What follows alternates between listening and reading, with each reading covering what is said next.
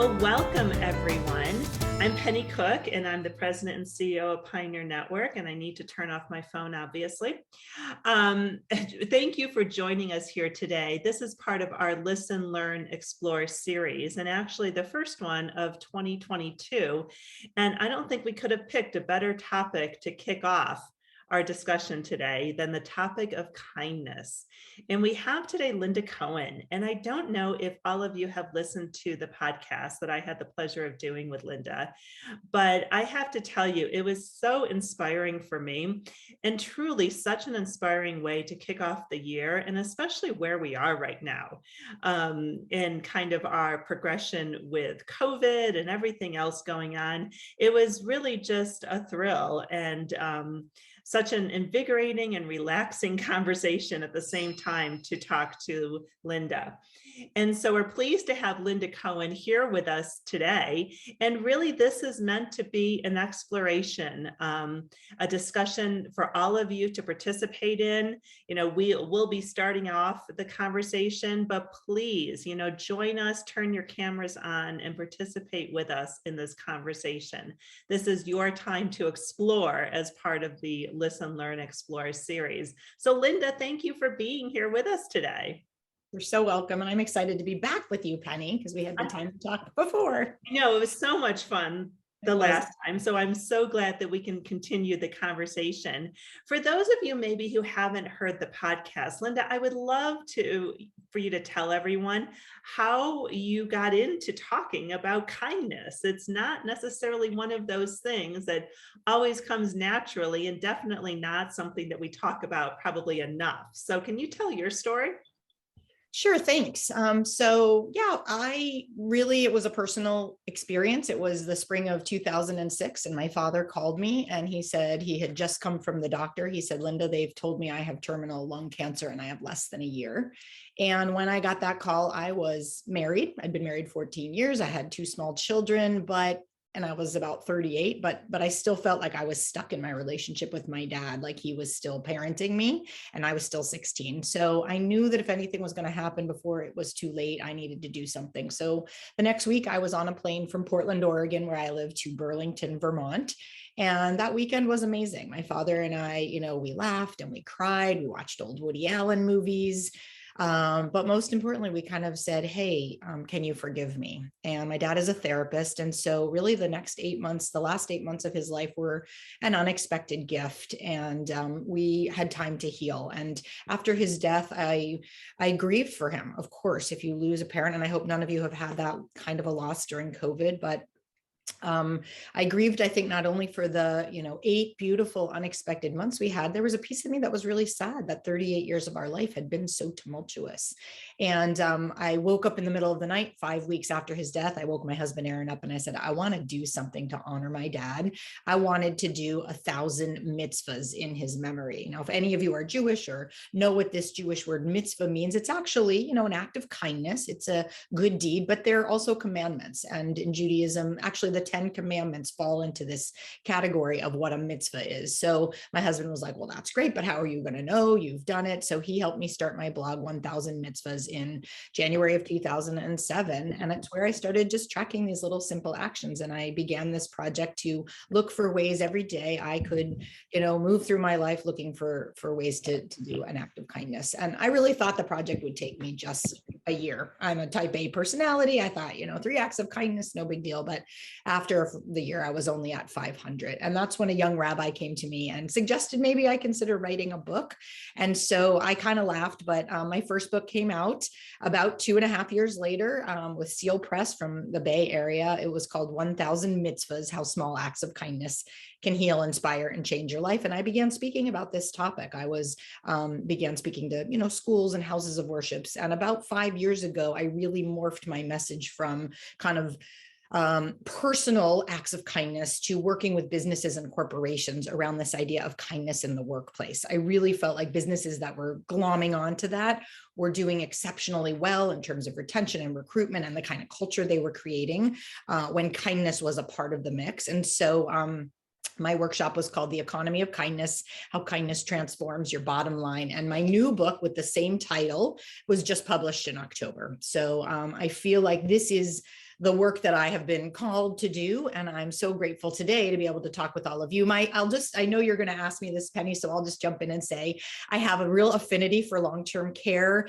communities and the work you all do, because my very first job after college was actually in the Roslindale Jewish Home for the Aged in the Boston area, where I met Rose Brown, age 92, beautifully dressed, perfect makeup. I'm sure you have someone you can imagine, often carried the purse over her shoulder. And Rose Brown and I remember sitting with Rose and chatting with her in her little apartment about this new fella that I had just met. I'm pointing to him because he's my old fella now. We've been married 29 years, but I remember at the time, like, not being sure whether he was the right guy, and talking with Rose Brown. And she gave me advice and wisdom about values and what would be important in a long-term marriage. And I'm so glad that I had that opportunity to know her. And I really love seniors. I've always had a close fit relationship with women who are 50 years older than me. And so I know the work that you all do is so impactful, and allowing those seniors to have a positive voice in the world. So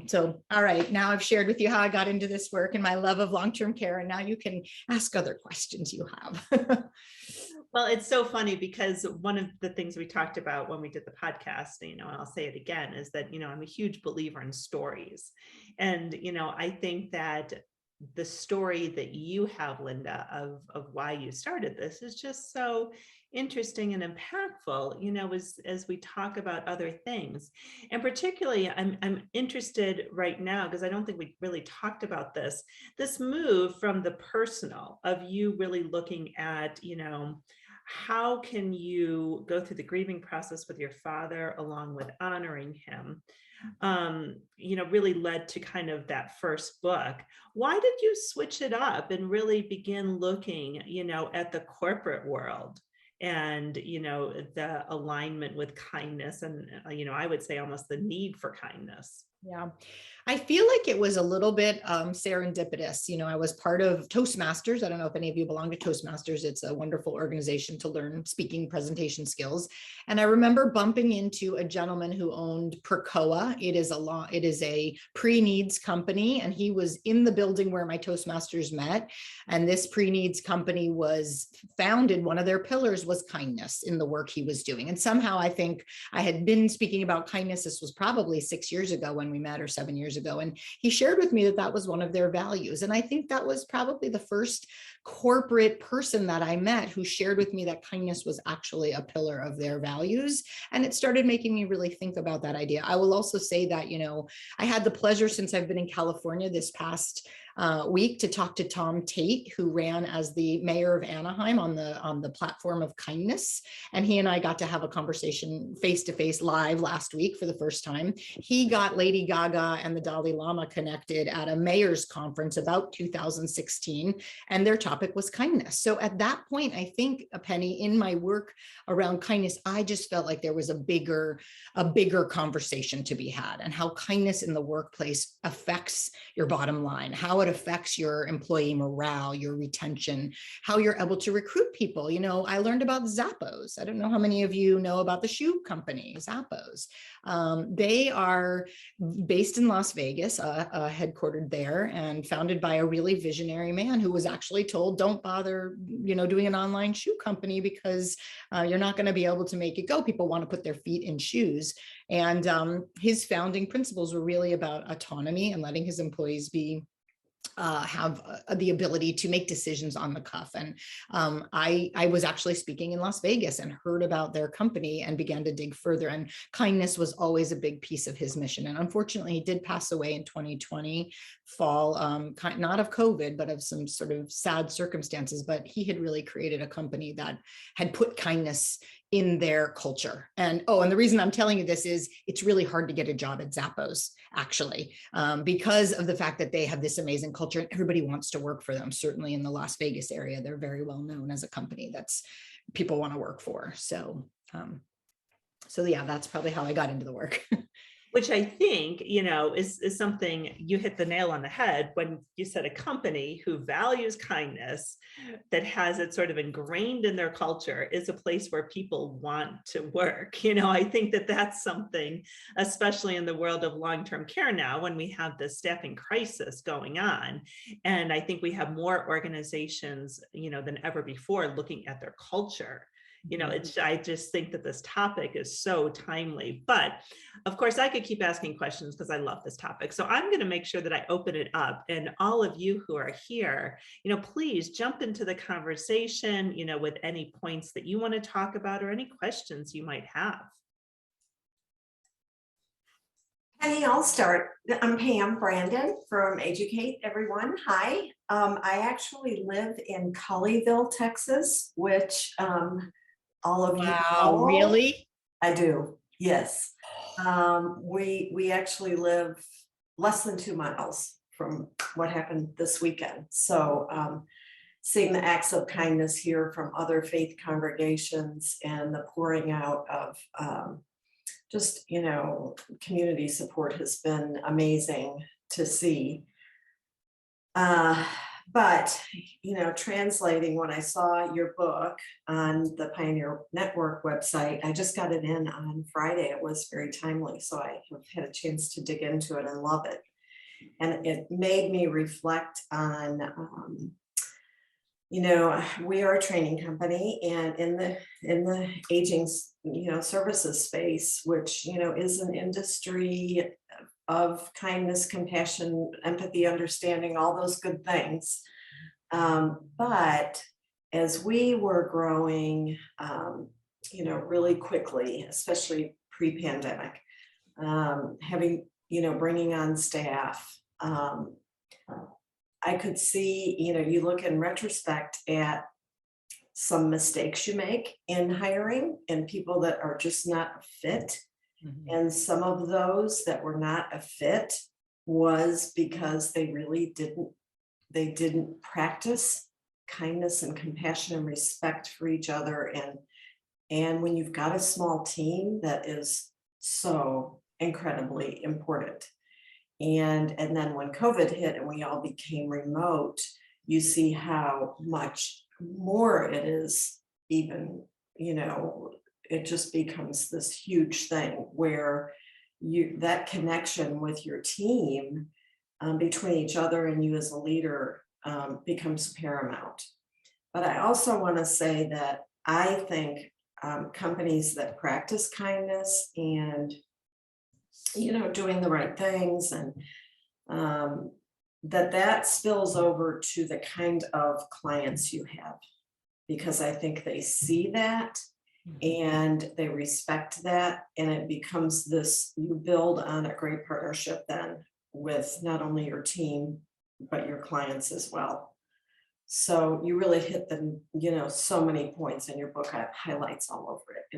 It was so great, and it really did allow me to reflect on, our company and what I value as a leader, and hopefully what our team values. And I'm certain that they do, because we talk about those things.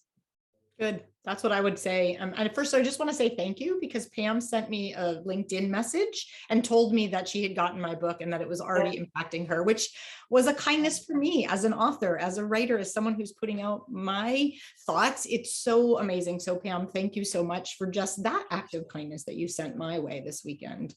And I want to ask all of you, I think that kindness is definitely cultivatable, and I don't think it necessarily has to always come from top down. It can come from the, the management level. I definitely think that there are pieces of that. And I'm curious if that is something you have all felt in your organizations. If there's been, especially as you said, Pam, when you were hiring people, were you hiring initially some of the people that weren't the right fit? Were you hiring more on hard skills, or were they soft skills? Because I know a lot of organizations are thinking more about that. I want people to come in who have that kindness in their DNA, and I'll help teach them some of the things that I think they might not know, having, whatever their resume is showing up. So I'm just curious about that as well. Yeah, overall we've done, pretty well, but I think, sometimes you miss the boat on seeing things, everybody does, every once in a while. And it just, yeah, it made me really reflect on just how important it is. And when you have a great team that is really has those core values, the amount of energy it brings is priceless. Huge. Yeah. Yeah. I think I was going to say, I think it's interesting in the many years that I've been in management and leadership in healthcare, hospitals and nursing homes both. I think we've heard the message, hire for attitude, train for skills. That because I can't teach you to be a good person or a kind person as easily as I can teach you how to insert a catheter. I'm a nurse, sorry. But I think it's hard. And I guess I have a question kind of in here for you, Linda. You know, as a nurse, one of the things that is always, and I guess I'm going to say has been a little bit of an embarrassment, is we have a reputation. We are supposed to be the caring profession, and yet we have a reputation for eating our young. And I think probably look at the head shake. See, we have seen the nurses eat the young in our communities, whether it's a fellow nurse, whether it's a CNA, whether it's the new DON that they don't like, whether it's whoever it is. Have you got any tips that you use as you're working with organizations? How do you help to change that piece of the culture? How do you help to cultivate that kindness when our instincts sometimes are going the wrong way? I mean, my first thought is you have to bring it to the forefront. And I have addressed nursing associations, strictly nursing associations, not necessarily only in long-term care. And I've heard that it's shifting, that maybe the younger nurses are not going to create that same kind of eat your young mentality. And they really want the mentorship that an older nurse who has been around a lot longer could share with them. So I think, if you had someone who was in the ranks who could be the catalyst for this change, I think within your organization, that might be a place to start. Somebody who buys into the philosophy that you're saying that, when we help each other, we all benefit. And maybe you begin to even pull in, there's so much research now. Like for me, one of the most exciting things, and this is definitely in my new book, because of course, when you speak on something like kindness, I have to be able to give you data and research and science, because there are going to be people who want that. There is so much research now about how kindness it helps you with your burnout. If you're having a transactional situation with someone, rather than when I behave with an act of kindness for someone else, I actually have physical benefits as well that will help me to reduce my burnout. So wouldn't you want to enforce that? So I would say maybe that's a piece of bringing that into the conversation as well. I'd love to hear what the rest of you think, though, because maybe you've had this in your own organizations, and what have you found that has worked or that hasn't worked? That would also be helpful. Sometimes you don't have the right fit. You have the right fit in terms of clinical competence, but you don't have that right cultural fit. It's very, very hard, but for lots of reasons, to make a change, especially when the clinical competence is there and the talent pool is not great. We just had a situation in one of our communities where, good enough person, just not probably the right cultural fit, what we were looking for in a nursing leadership role. One of our communities, after a good long while, finally made the transition.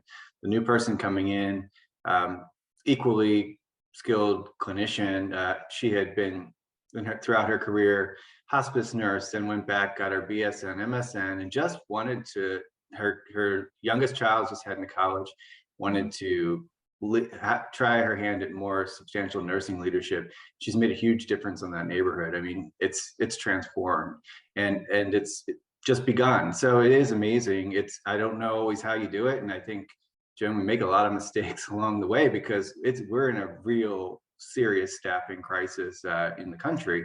So everybody starts to look good because there's truly sometimes no hands to help. But boy, if we can last another day and not make that hiring decision and look for the values fit, I think it makes a huge difference. I've just seen it. So Russ, does that woman know that she has made, I mean, I assume she has been told that in multiple ways or what have you, and maybe she ends up being a leader who can help other nurses around your community or whatever. I don't know. I mean, it just feels like that person should be loved on. It's a great point. And I think we have to also make sure that we don't just we all appreciate her so much, but that we continue to tell her that too, because I have to admit, this is a person that I knew from years back from a different place that called me one day and said she was looking, and I haven't connected with her since she's been back. She came once she was hired, and she's already making a huge impact. So I'm going to make a note to myself to give her a call. Well, I will tell you, recognition, Joan, just another point that I definitely talk about, recognition. So one of the things I do now in my groups is I ask if you've received a kindness from someone in your organization or a manager. And the stories that I have heard in doing this the last 5 years, that, somebody will remember something that a manager did for them 15 years ago. I mean, that is the biggest impact, is recognition of your work and being specific about it and being thoughtful about how you do it, can make such a big impact on someone. And so I encourage all of you to consider, how is the recognition in your communities? Is it happening in a way that, I would start your meetings off with it. I would start your huddles off with it. I would make it more than just your annual review recognition. It would be sort of a piece of your culture. And I think that's bringing a culture of kindness in, is by recognizing, and even, have your employees recognize each other. Have your employees, actually some nurses, I have a family friend, she's a young nurse, graduated just a few years ago. She's working at Oregon Health Science University in Portland in a transplant unit. So they've been really strict during COVID about who and how they could all interact. And they've been very safe on their floor. But she and her team sent care packages to the emergency nurses in the hospital, because they felt like, gosh, they've had it even harder than we have, even though they're all floor nurses. But during COVID, they were like this other group of nurses. And it was a win-win for everybody, because nurses recognizing each other allowed them to, share something positive. It was good for both the giver and the receiver of that act of kindness. So maybe encouraging that within a community is another way to consider, how do you spread that culture you'd like to create in an organization. I think you're right, Linda, and I love where you shared it, that it makes such a difference. And I think about, I could almost 40 years later, I could go downstairs right now and I could find for you a thank you note that I got as a young nurse. I had been called in and asked to work a weekend shift and came in and worked. And then next week in the mail, I got a thank you note from the chief nursing officer of the hospital. And I still have that note. And it just, it just blew me away that, who was I? I mean, I was just a PRN nurse, and it just, the fact that she recognized that, and that carried on when I became a manager and a leader. And one of the things we used to do was we used to send a thank you note to the family, and not just to the employee, but send it to the family and say, thank you for sharing. Kathy picked up last Saturday. We know she would have rather been with her family, and you would have rather had her with you. Thank you for sharing her with us. And those notes, we got lots of great feedback from. I love that. You're making me tear up. I don't know why. That really impacted me. Just hearing you say how important that was really values this thought that I've been sharing. You know what else you could also do, guys? Send something to people's houses, not only the note, but I have a hospital that I was a client of mine probably in 2019 before the pandemic. During the pandemic, they made these adorable little like bright yellow envelopes, and everything inside of it was yellow, a little happy book and a little hand sanitizer. And it cost about $4 per person, but then they sent it to their houses. I think it was in the summer of 2020, August, a little sunshine. We know we're going through a difficult time. And, I think we're all used to getting bills and, flyers and our political stuff or whatever in our mail, but getting an actual letter, and maybe you add to that a handwritten note from someone higher up in the organization, about, we know what you're going through. I think that also could be something impactful right now. One of the things, Linda, after our podcast and having this conversation right now with this topic makes me think about it again. I went into a restaurant and I got some baked goods for my house. And, I'm in Denver. There's a mask requirement. So, everyone's masked again. And the person who was checking me out said, asked me how I was doing when I came up, to the head of the line. And I said, I'm doing well. I said, how are you today? And she's like, a lot of people don't ask me that in response. And it was something that, and she said, thank you for asking. And it was one of those things that made me realize once again how simple acts of kindness can be, but how I felt also when she said, thank you. Nobody asked me that. It was one of those things that it's just like when you thanked Pam for sending you that LinkedIn message, just that act of thanking somebody for, just the act of, small act of kindness that they did is impactful back as well. I mean, I know that for myself, I don't always think about the reciprocal nature of that and how it affects me.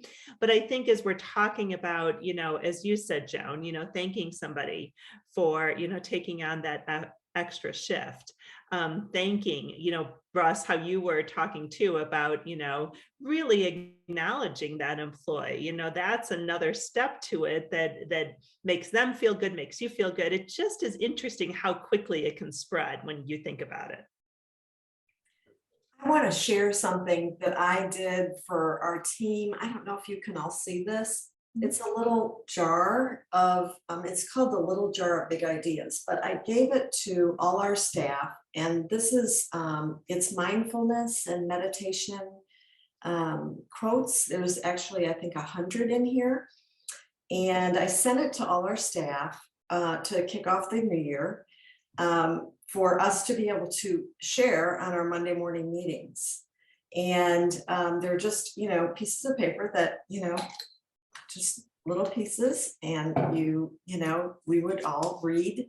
If you are quiet enough, you will hear the flow of the universe. And then it goes on a little bit. I won't go into it, but 2 or 3 sentences. And yeah, so they loved it. It was inexpensive. I got it off Etsy. And it's a way for us to connect. It was something they can put on their desk at their home office. And yeah, I think, something like that, it just spurred a whole lot of ideas that we're going to do to keep our team motivated while they're, we're probably going to be working remote, much more because a lot of them like working remote now.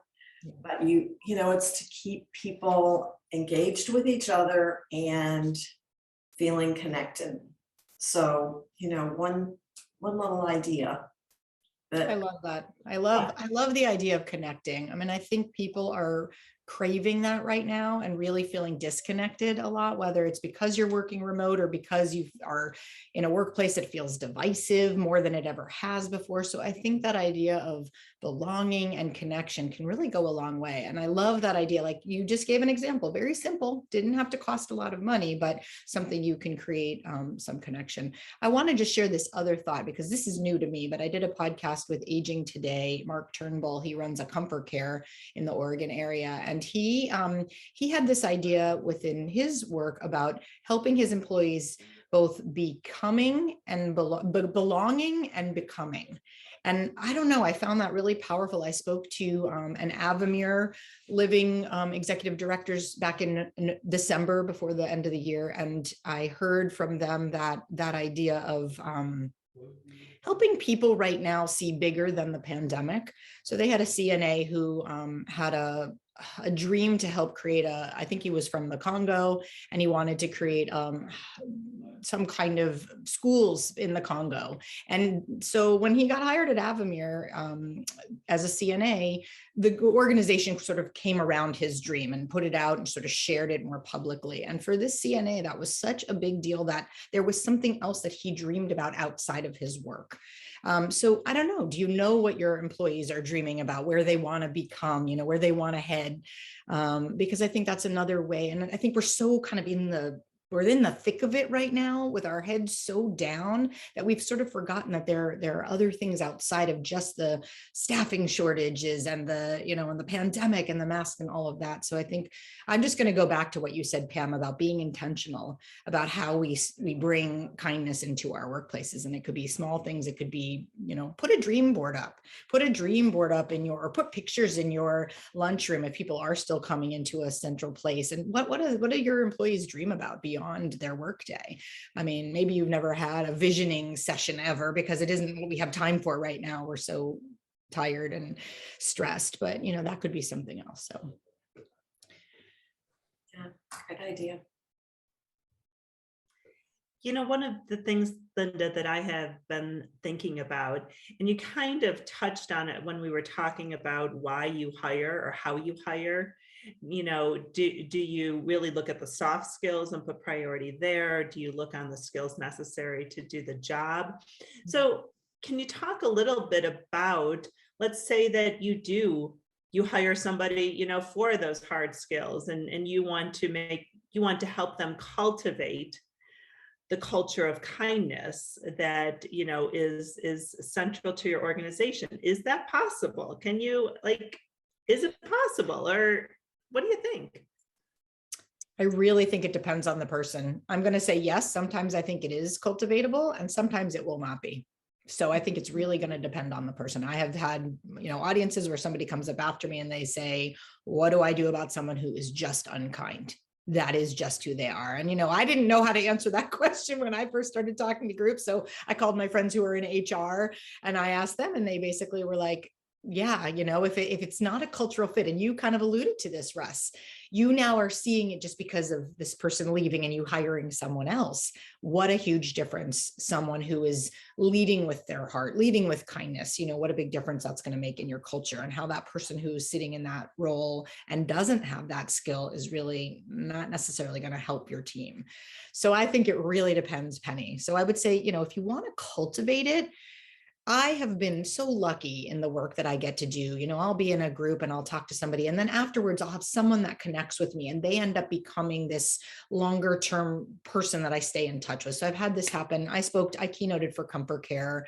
I keynoted for a couple of groups, and then it led to a Comfort Care keynote that I got to do in 2020. I think, I can't remember what year it is now and when it was. And I just heard the most amazing stories in those groups about, somebody whose boss helped them sort of be the best person they could be. And when that happened, it allowed the employee to step up in a bigger way. So I think if it comes from the leadership that believes that kindness is important and wants to cultivate it, and helps somebody else, the managers in the organization, set that up. Maybe they give, I heard of a company in Portland that had a gratitude journal that they created, because counting and focusing on gratitude helps you feel more joyful and kind. And so they created it as something they wanted their teams to do. They put it out. It's a 30-day gratitude journal, and they just created it. It was their company logo. And it was just essentially, count 3 things you're grateful for every day. But they incentivized it, and they had people fill it out. And if you've turned it in, they had like a trip to Hawaii that you were going to be entered in a raffle for, and you and a significant other. And they had almost 100% participation. This was not a long-term care community. This was a sort of a staffing organization, but it was really successful because they wanted to create that kind of behavior in their culture. So, I would say if you've got leadership buy-in, if you can start it at the management level, if you can help grow those managers or employees who are fostering this sense of kindness, then you could probably be successful. But if the person does not have it kind of in their DNA and their zeitgeist, I'm not sure you're going to be very successful, even if you give opportunities and ways for it to happen. That makes sense. Do you disagree? I'd love to hear if any of you maybe don't. Do you agree with that sentiment? I agree with that. That's one that's really hard if it's not in their DNA. It just and sometimes you just miss that, in the hiring process. You don't see that, and also things come up in people's lives that there's many circumstances. But I wanted to ask something, and Russ may. This, maybe something you can chime in on, but, there's a lot of science that says, people who practice gratitude, who are in giving professions, are happier. I mean, that employees are looking for this now. They want to be a part of something bigger than themselves. How do we do a better job in this space to let people know that this actually is that aging services is a good profession?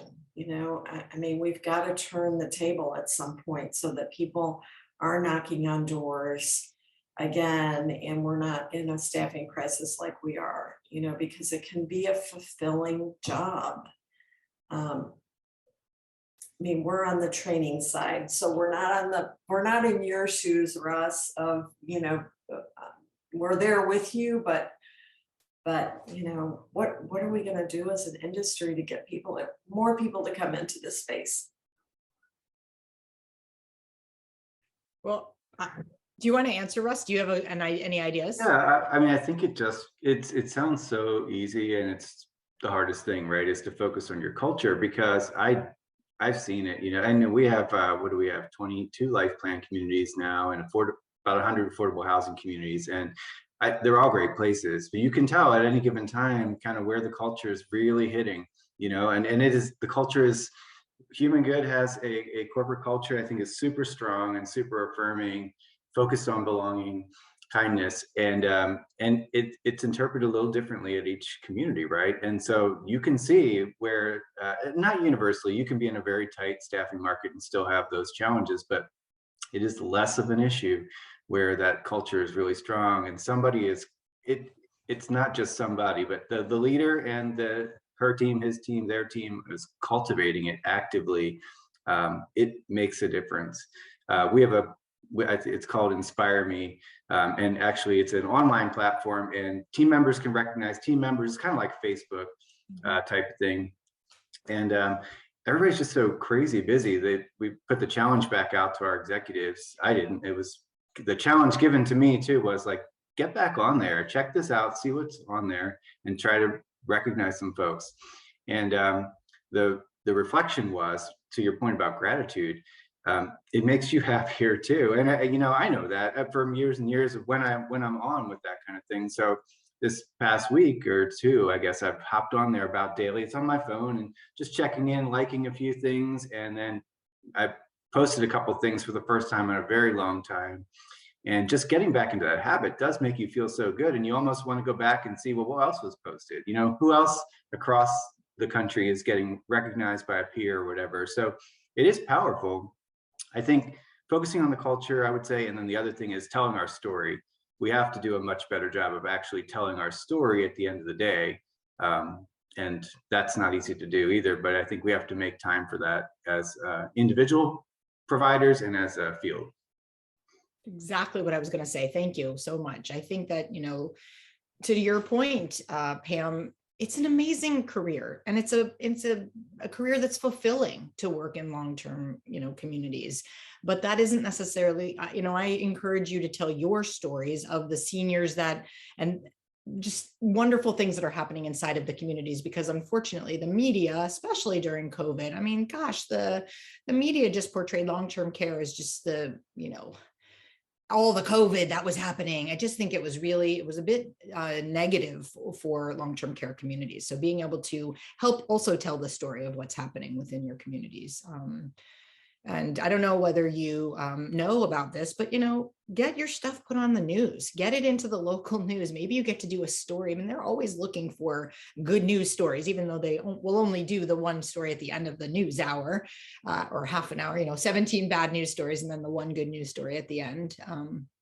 But, maybe there's something interesting that's happened in your community. This community in Oregon that I spoke to, Avamere, they had two college roommates who had been out of touch for 40 years who reconnected. They were both living in the long-term care community. And they had this amazing story about these two women, who'd been in each other's weddings. And it just made me joyful. And like you said, Russ, when we see these stories and when we hear these stories, actually as a human, it goes, oh, it kind of reminds you that there is good in the world. And I feel like a lot of times we're walking around even right now feeling like there's no good happening out there, which isn't true. It's still happening. And so tell the stories is really huge. The other thing I want to say is courting your recruits as if they are kind of the most important person as you consider your hiring process. And I don't know how many of you are actually in the hiring role, but if your employees are going to have choices of many organizations they could be applying to be a potential, employee at, set yourself apart by how you handle that whole experience, and make sure the communication is excellent, and treat them like you really want them in your culture. I heard this when I was writing the book and talking to some people who were onboarding at that time, and what a difference it meant when even when the executive or someone in a high leadership position reached out to them as just an applicant or a brand new employee. You know, that really made a difference for them. Linda, I think in addition to telling the story of the community, when we're trying to recruit, younger people into the field, telling why we love our work, and stories around that, I think is equally important. Sure. Yeah. I heard of a community recently where the CEO of the organization was sitting in on all the interviews, whether it was a housekeeper, a dining assistant, a CNA, and it was specifically because I think of what you're saying, Linda. I mean, really to, right from the beginning, develop a relationship with somebody, see it as a welcoming environment. And that it truly is a community, and that you're going to be, one of our values is to be known, really to get to know each person, but that you're going to be known when you start working there. And, the CEO takes that seriously, and they're going to be in on the interviews. And, again, I think when we're looking, especially in the world of healthcare and senior living, at the staffing crisis, may say, well, that takes a lot for the CEO, to be there. But, if you actually get some, people who are going to stay and come into your organization, it's well worth that person's time. Yeah. I think the other thing that may be important for, there's probably a very big difference with someone who's at a CEO level and someone who's coming in at a, at a lower level in the organization. And thinking about I had this thought while I've been in California. I have no idea if this is realistic, but we were at a Target recently on, I think it was like the day before New Year's Eve. And the woman at the checkout counter was telling us that she takes 2 buses to get to her job at Target. And on Christmas Eve, the buses here in LA were not running. It was pouring rain on Christmas here. And, she waited 2 hours for her transportation. And then, and she was working New Year's Eve, and she was sort of nervous it was going to be the same situation. So I don't know, this week I've been thinking, if transportation is an issue for any of your, hires, your new employees, is there any way you can think out of the box, any of the things that would be challenging to your employees who aren't living as effortlessly as maybe the CEO is? I hope that doesn't sound bad. I don't mean it to sound bad. I just know that there's, maybe you're living in a place where you don't have to worry about transportation. You don't have to worry about some of those things. And so if that is the situation, can you come up with solutions that would make that easier? I've heard about businesses doing stay interviews right now, especially with the staffing crisis. Want to make sure what's keeping my people here and how to make sure I keep them here if I have good people working for me, so that they don't exit. Don't wait till they're leaving to then have an exit interview and find out why they've left. So is that crazy? Is that totally impossible for a long-term care community? That's not crazy at all. And I think what I love about that is it's the indirect part of kindness, right? Like kindness, we all can kind of visualize what a moment-to-moment act of kindness looks like, but that is going to make a huge difference in the life of that team member, and maybe many team members, and that's going to flow right to the residents. Kind of related to that, if I can ask you a question, the indirect side again, like dealing with hard things, I think is a part of kindness that it can be even more important maybe than expressing our gratitude sometimes. And I think one of those things is the last few years that our organization will really couple. One of our values for several years has been inclusion. And we finally started a diversity, equity, inclusion council, and really doing some meaningful work in that space, or hope to, starting with a lot of listening for sure. But how that really is ultimately an act of kindness too, because recognizing what our team members, particularly team members of color and many other groups, every team member would have some way where they feel maybe marginalized.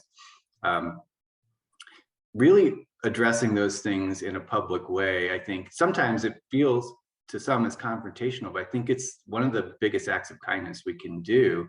And just wonder if you could reflect on that, like that balancing act of like kindness and the day-to-day. Yes, we want everyone to feel good about what they did, but also then like structurally, what are some of those ways that kindness takes on hard things?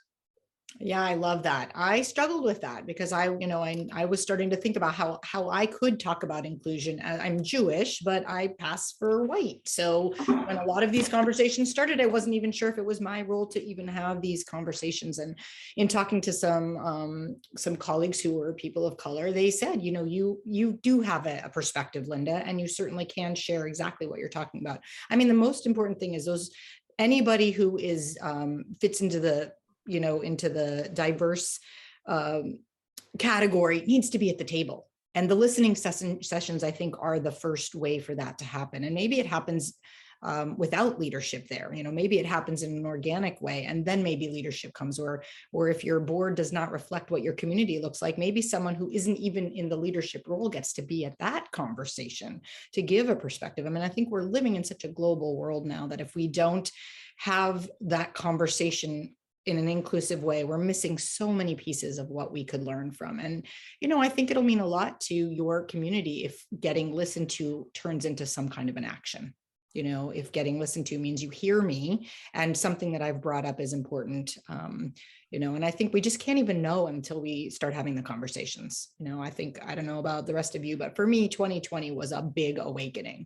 Having grown up in America in the way I did was so different than all those blinders have continued to fall off for me in the last, year. So, I think it's great, and I'm great. I think Avamere had just started an inclusion group as well. I read about around the same time, probably as your community. So start the conversation, and active listening is a huge act of kindness. I think in any role, in any capacity in an organization, that is an indirect way that we can be kind.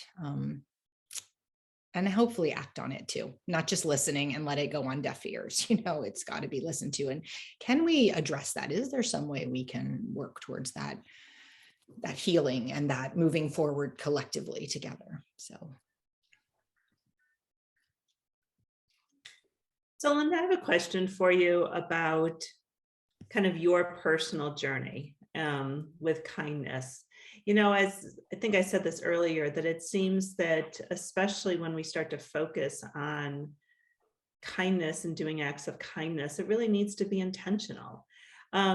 You've been focusing on this now for years. Has it become less intentional, and is it more just part of your daily life? How would you describe it? I would say it has become just part of my life. I still feel like I walk through my days trying to be intentional about what I do and how I act. So for that, I'm really grateful. I don't know that I think about it every day, but I would say in any engagement, I'm just going to give you, this is a couple of two just silly things. So I sign my emails now in kindness. I've been doing that now for about a year. And this weekend, I accidentally wrote, I am kindness, right? Instead of IN kindness. And I suddenly was like, oh my God, I am kindness. I don't know, it like blew my mind. I was like, just one different letter. And suddenly I think I want to start, I'm either going to write about that or do something. But if you say I am kindness, or you're walking in the world and people, and I'm called the kindness catalyst. It reminds you that you have to behave in a certain way. And I think in that way, the intentionality has just become part of what I do. Plus, now I know about the science and the benefits and the joy that I'm going to exude in my life and feel. And even when there are dark things happening, even when there are difficult things happening, the rabbi in Colleyville, is it Colleyville? I saw a post, I have a lot of colleagues who are rabbis because I went to a school with a lot of rabbinical students, and he wrote a most beautiful thing, thanking people for the kindness that they had sent your way to your town. The same thing in Colorado, the same thing in Houston. Anytime that there's a difficult situation, you will see the kindness flow to that place, because I think people want that. And so for me, that's been just a piece of it. My one little story. So I'm in California and we're shopping at a place called Sprouts, a little grocery store down here that we like. And this week I was maybe Monday morning, I guess it was last Friday morning, I was at the grocery store early, and I overhear the checkout clerk saying something to her, colleague, just like, oh, I'm just going to stay in the good fight, whatever it is. And I was like, oh, what are you fighting about? And she's like, kindness. And so of course I was like, that's what I talk about. Oh my gosh. And we ended up having this lovely conversation. And, you know, I said, please keep in touch with me. I gave her a card. And if you hear any great stories, and she basically said, as a checkout clerk, her goal every day, because people will ask her how she is. I know you said that sometimes people don't ask a checkout clerk how they're doing, but her goal is to make sure every interaction she has with every customer better than when they showed up. So, you know, if you're intentional, it doesn't matter what your job is. You can do it in any space where you are. But I think when you have that mindset, first of all, you're going to notice things, because you're now not going to have your phone at your face, and you're not going to be so plugged in. You're going to be saying, hey, I want to look around and see, could I make a situation a little bit better? And right now, I'm just going to tell you, no matter where you are, what job you're in, somebody standing next to you is really struggling right now. I mean, people are struggling everywhere right now. So that little act of kindness, I feel like I'm getting choked up, because I just know that little act of kindness you can do for someone else next to you right now may not seem like a big deal to you, but it is absolutely a big deal for them. So maybe start signing your signature, I am kindness, as well, and see if you can put that into your intentional way that you move through your day. Yeah, thank you for that. I mean, I'm a big believer, although I'm, you know, still have trouble practicing this, but in the moments, you know, that we have these moments where we can, you know, be very intentional and, you know, exude kindness and, you know, be kind to someone. And it really, you know, is all about the moment. So And you know that's what, if you miss some, you'll just do another one. I mean, don't think that I am not, you know, I had 2 college age kids who were home during the pandemic. Who do you think I was the least kind to in my life? Was my own children at some point. So, you know, you'll get another opportunity. Every opportunity is a chance to practice, and it is a practice, just like anything else is, you know. That's very interesting.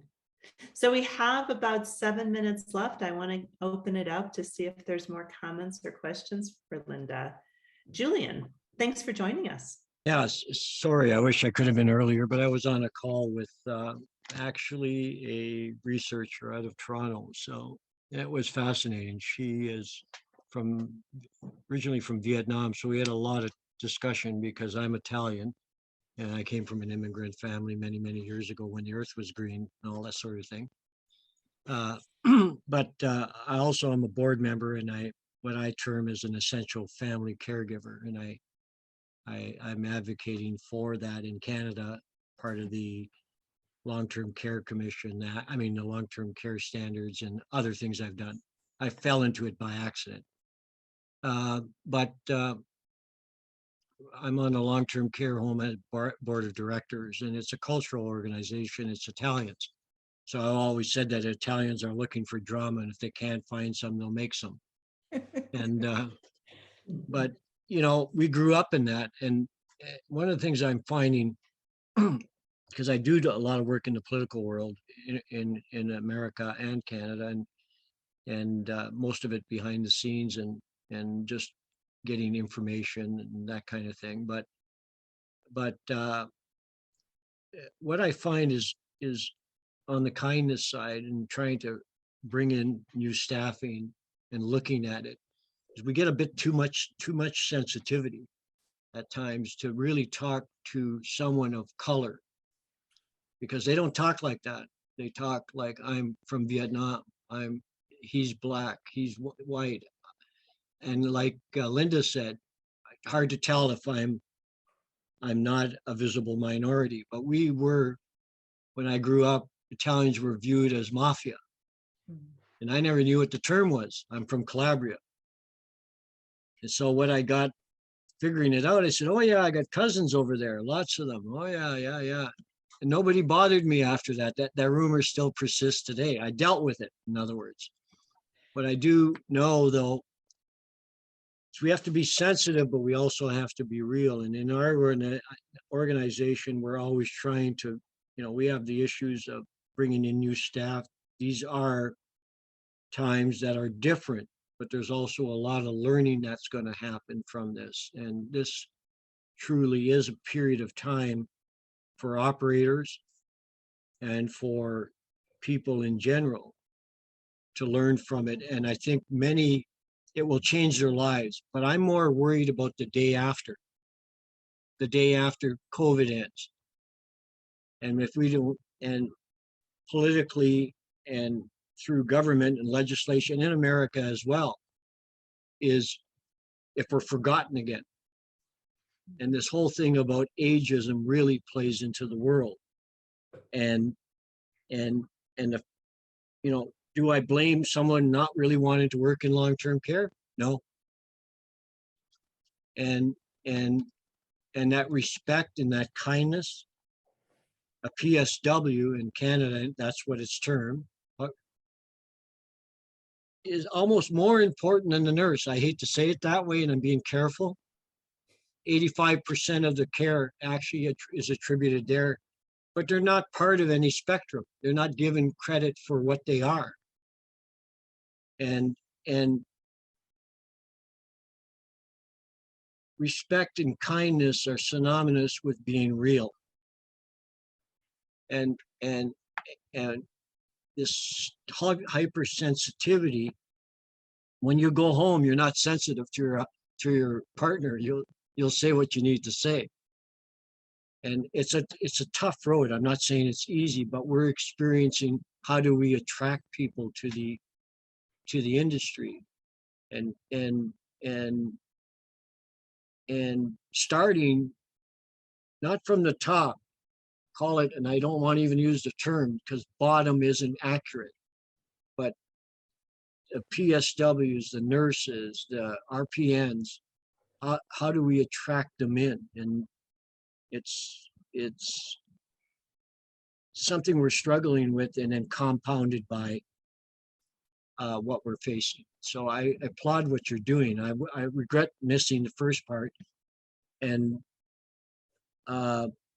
this whole issue of person-centered care starts there, because that attributes right down into how the mindset of the senior executive will act if that's actually just becomes, we're going to treat humans like humans. Let's start there.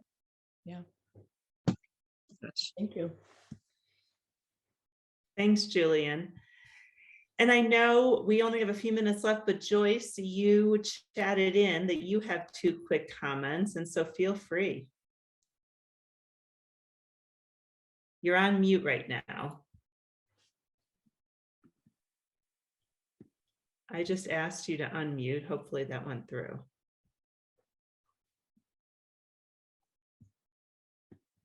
There we go. Can see you, still can't hear you though. There you go. Now you There we go. can. Yep. Yes. Right. So these were the 2 quick comments, just because I have been trying to increase how upfront kindness is. And the 2 arenas that I wanted to share is one with my dad's hospice team. He just passed away at the end of October. And then the other is, I know I don't look like it today, I'm not looking pro, I'm at home, but the other is I just did my first face-to-face in-service as an outside consultant since the beginning of COVID. It wasn't a Zoom, it was in the same room with caregivers. And that's what I do. I'm an outside Alzheimer's consultant. So those are the 2 moments that I want to try to be quick about. With Dad's hospice workers, they were really not used to having the family who greets them say the simple, thank you so much for making room in your day to get here. We really need the help. We appreciate the help. And we can't say thank you enough. And it made every single one of the hospice workers take a step back and like, well, I'm here to help you, you know, kind of. But then the connection there got way beyond, it just got tight with the hospice team. And I think because they knew when they came through the door, it was going to be warm and welcoming. And and they made mistakes, and that was probably the biggest time when I'd be like, thanks for getting here. And they'd be like, oh my God, we shouldn't have had to come back. And I'm like, no, no, no, it's okay. We need the help. So kindness in those moments when somebody's actually screwed up, I think maybe comes less natural, but I found it to be to my dad's benefit and all of ours. So that's that one. I'm trying to make myself be quick. The second one was just last week. And like I said, it was the first time I had done in-person behavior concerns consultation. And I just have to say, this staff was so hungry for, I came home and I said, oh my gosh, these guys are COVID fatigued, like you can't even, and so I'm not going to say where I went, but they were just fried. And simple things like I said, thanks for coming to the in-service. And one of the gals said, yeah, you better make it worth our while because we don't have much time. That right? They're just fried and upfront. And I said, I will do my best. Thanks again for getting here. Let's roll, and then there was another gal that interrupted me because she couldn't wait till it was her turn. And, in those moments in the front of the room, there's a huge amount of choices about how you respond to the person you've never met before that's taking you off track. How do I greet that one? And I'm here to say it went well, but it was not easy. It was really not easy. And every time I was able to lean towards, okay, I know that's not quite right, but that's not what we're here. We're not about chastising or criticizing. We're all in it together to make it better for all of us. Thanks for. By the end, instead of them being like, you better make it worthwhile, they were like, okay, when are you coming back? Just because I think, drinking the water is like, I just want more of this. Just when are you coming back? So anyway, I'm trying to be fast. There's my quick. That's awesome. Yeah. Well, good for you for greeting maybe unkindness with a huge amount of love, respect, empathy, and kindness right in that moment. I think if you don't see that people are hungry for it, they are. Just know as you leave, everybody's hungry for it. Mm-hmm. Mm-hmm. That seems like a great takeaway. It's a great takeaway, Joyce, and I think it's a great way, unfortunately, to end this discussion. But fortunately, to think about that when met with those times of unkindness, giving kindness so much more. Joyce, I'm assuming that really helped you as well. To give that type of kindness when met with that negativity too. So I think that's a huge takeaway. Linda, I really feel we say that people who come into Pioneer Network, who have these conversations with us, that they become part of the family. And I feel like you're part of the family now. So thank you so much for being here with us. And everyone, thank you for joining us today. Just know that Linda's newest book, The Economy of Kindness, you're going to show it again, is in our bookstore. So if you go to our website at pioneernetwork.net, we do have copies of Linda's book. And Linda, I think we're going to have to continue this conversation as the year goes on. So we'll think of different ways to do that. But thank you all for joining us. This session has been recorded, so you can get a copy of the recording on our website, and please share it with others as well. So we thank you for being here. Just one last plug, if you haven't checked it out, our request for proposals is open for our 2022 conference. Please check that out. If you have an idea for a session, go for it. We love these inspirational, uplifting ideas as well. So please check it out. So great to see all of you. Hope you have a wonderful day. Joan, did I forget anything? No. Linda, any last words? No, just thank you all for being here and keep spreading the kindness.